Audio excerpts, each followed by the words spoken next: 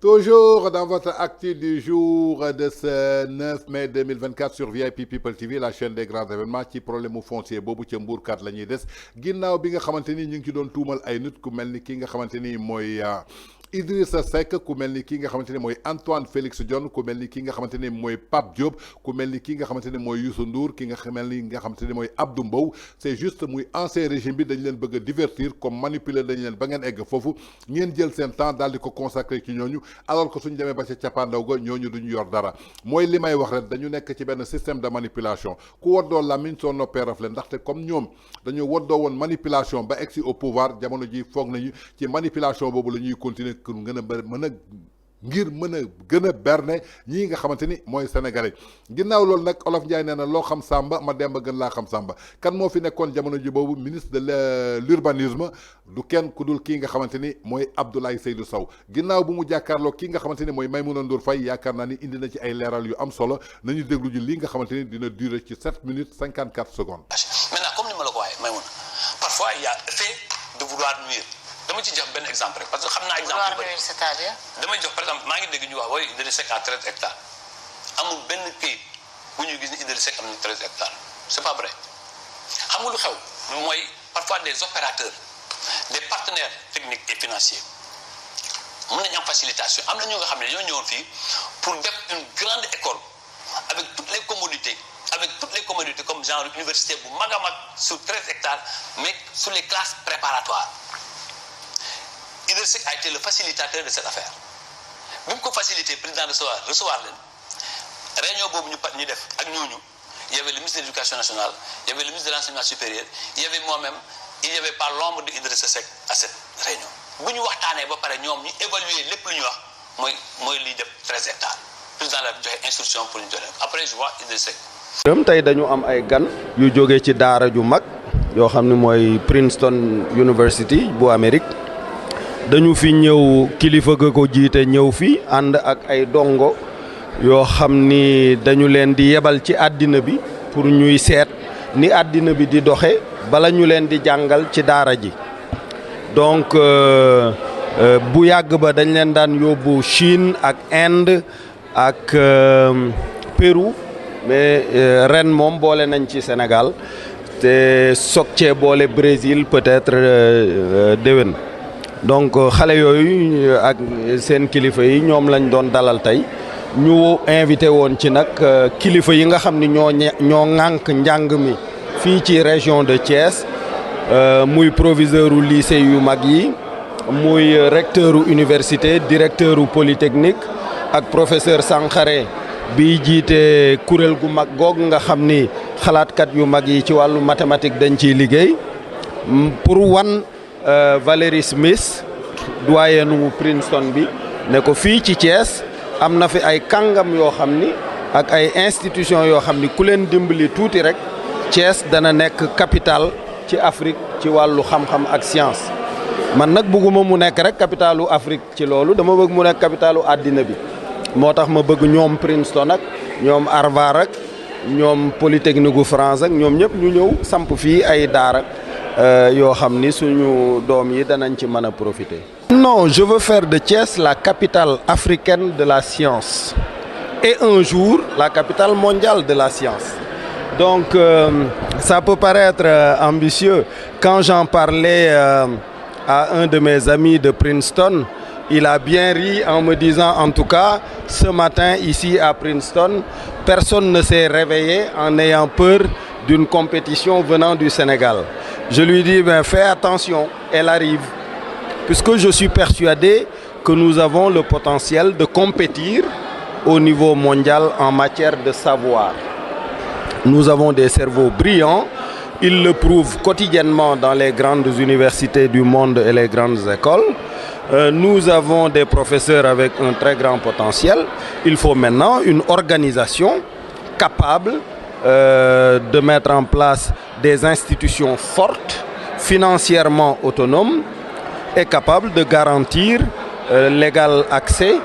l'égale chance d'accès à l'éducation. Par exemple, qu'un élève brillantissime, méritant, mais sans moyens, ne soient pas laissés sur le bord de la route.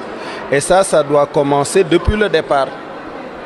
Nous avons au Sénégal à peu près 400 000 bébés qui naissent chaque année. On m'a dit qu'un peu moins de 100 000 meurent avant 5 ans du fait d'un déficit de vaccination ou de nutrition. Peut-être que parmi eux, il y avait le Einstein sénégalais, qui sait. Et sur les 300 000 qui restent, nous n'arrivons pas à en accueillir 200 000 de façon convenable à l'école élémentaire. Et la moitié ne termine pas le cycle élémentaire. 8 ou 4 seulement arrivent au bac. C'est ça qu'il faut corriger, alors que nous dépensons 500 milliards de francs CFA par an dans notre système éducatif. Donc on doit interpeller les fournisseurs d'éducation pour qu'ils soient plus efficaces dans leurs dépenses. Si on me dit que l'université de Dakar, le coût moyen d'un étudiant est de 980 000 à peu près, alors qu'il est de 500 000 francs CFA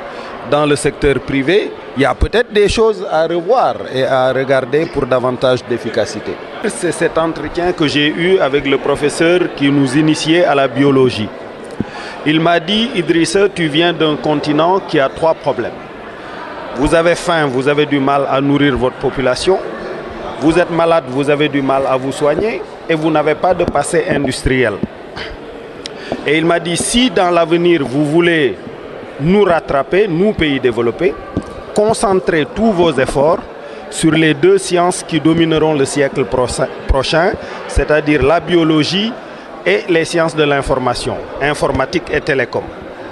Et il me dit, pour développer ces 2 sciences-là, vous n'avez pas besoin de passé industriel très large. Vous avez juste besoin d'étudiants brillants, capables de cultiver des bactéries en laboratoire et de concevoir et de rédiger des logiciels. Cet entretien m'a tellement marqué qu'aussitôt après, je suis allé à la bibliothèque, j'ai fait des recherches sur les universités du monde, les meilleures, pour voir s'il y avait des Africains. Et j'étais frappé par le faible effectif d'étudiants africains, surtout en sciences, en comparaison des étudiants indiens et chinois, qui étaient en nombre très important. Vis-à-vis des Indiens, nous avons presque la même taille de population. En 2025, on les dépassera. Nous sommes déjà 800 millions d'Africains et peut-être qu'on sera 1,2 milliard, 1,3 milliard dans 25 ans. Donc ces effectifs-là étaient très faibles et j'ai essayé de savoir pourquoi.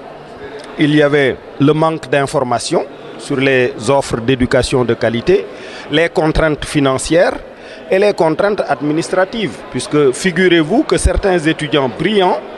réussissent tous les tests et des ambassades leur refusent le visa et donc ils n'arrivent pas à aller étudier. Donc ça m'a donné l'idée de mettre en place des institutions ici en terre africaine qui soient de qualité comparable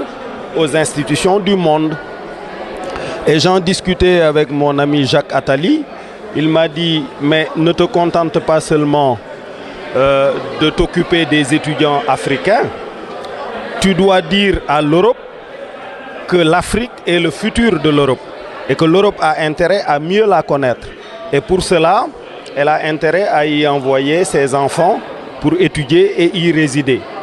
Mais elle ne le fera que si vos institutions de formation sont de même qualité que les nôtres ici. Donc c'est ça le but. Tous les projets que j'ai lancés, ce cybercampus, le Host Family Programme, tout ça dérive de ces échanges que j'ai eus au niveau de Princeton.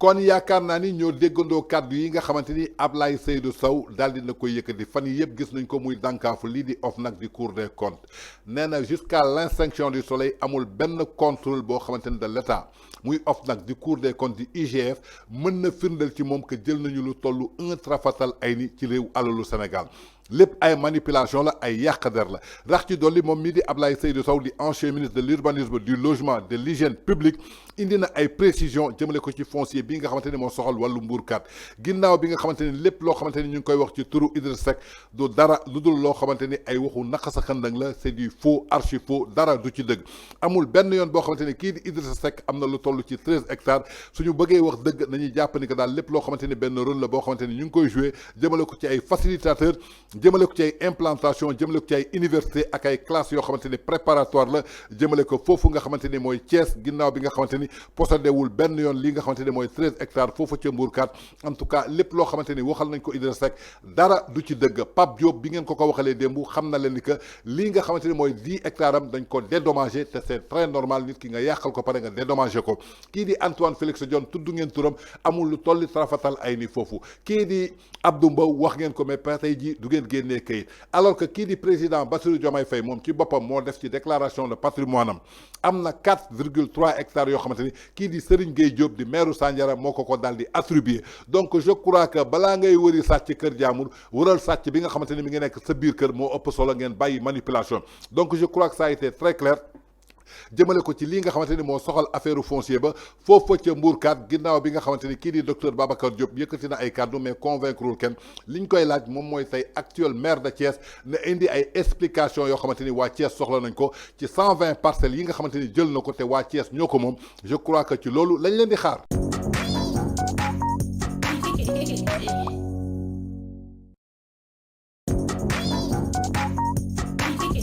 Yeah.